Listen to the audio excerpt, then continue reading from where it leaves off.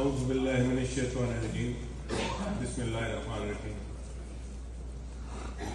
محترم مشتاق انور صاحب، محترم اعجاز انور صاحب، میرے بھائی مہران انور صاحب، برادری کے باقی بزرگوں، نوجوانوں، بھائیوں اور میرے سامنے بیٹھے ہوئے میرے خزانہ، میرا اثاثہ، اللہ تعالیٰ کرم سے میری طاقت، آپ سب کو السلام علیکم.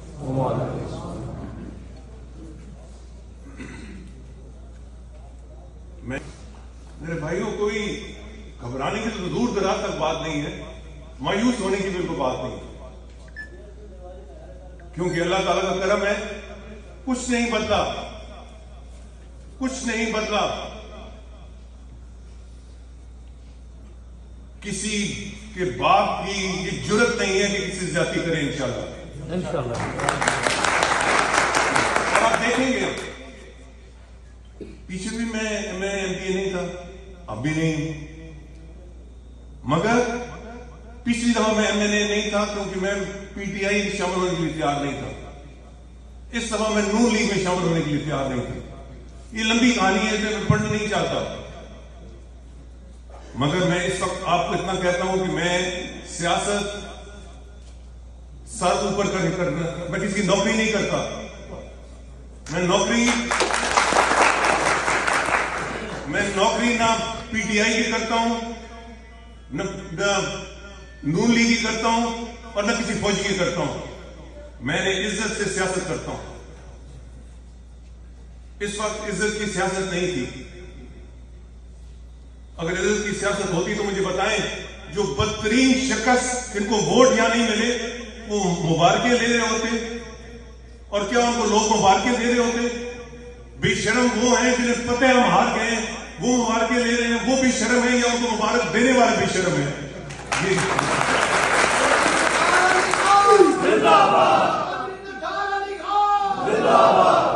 آپ اور میں ان بے شرموں میں نہیں ہیں. انشاءاللہ ہم اپنے مقام پہ کھڑے ہونے والے لوگ ہیں، اور ان دیگر بھپکیوں سے ڈرنے والے بھی نہیں ہیں.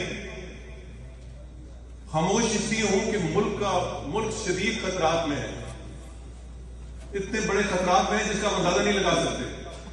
ہمارے کئی بھائی، میں چکری تھا پیچھے، تو ہمارا بہت ہی جیالے قسم کے دوست اور بھائی ظہور صاحب، ممبر سیال، انہیں کہا ہم نے ٹھیکہ اٹھا لیے ملک کو بچانے کا. ہاں، ہم نے ٹھیکہ اٹھا لیے، کیونکہ یہ ملک ہے تو ہم سب ہیں.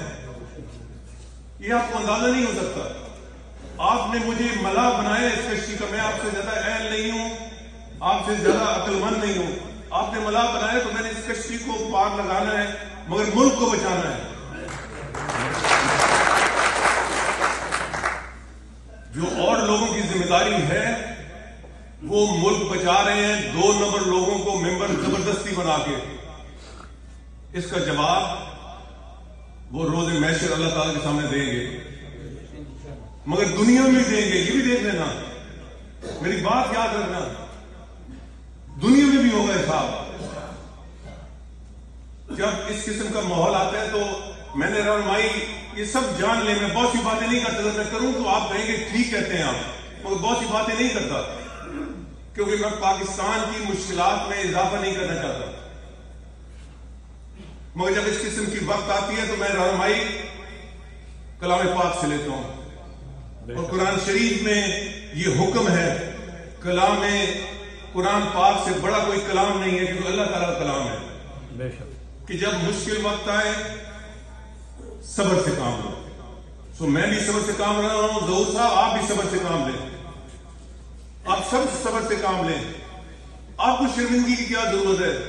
شرمندہ وہ لوگ ہیں جن کے دفتروں سے شراب نکلتی ہے، منشیات نکلتی ہیں، غیر ملکی اسلحہ نکلتا ہے، اور پھر وہ مبارکیں لے رہے ہیں.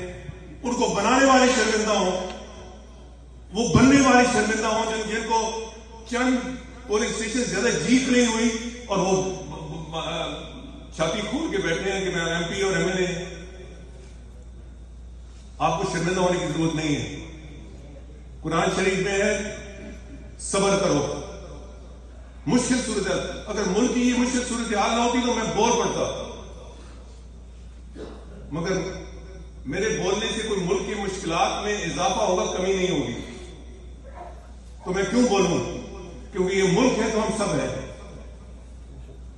اور دوسرا, دنیا میں ہماری اور آپ کے لیے تعلیم صرف اہل تشیع کے لیے نہیں, تمام مسلمانوں کے لیے آل رسول صلی اللہ علیہ وسلم سے بڑھ کر کوئی مثال ہو سکتی ہے. تو ان پہ حق اور ناحق کا جب فیصلہ کرنے کا وقت آیا تو انہوں نے کیا کیا, انہوں نے اپنے خون کا نذرانہ پیش کر دیا, ناحق کا ساتھ نہیں دیا. یہ درست ہے کہ نہیں؟ درست ہے. ہم ان کی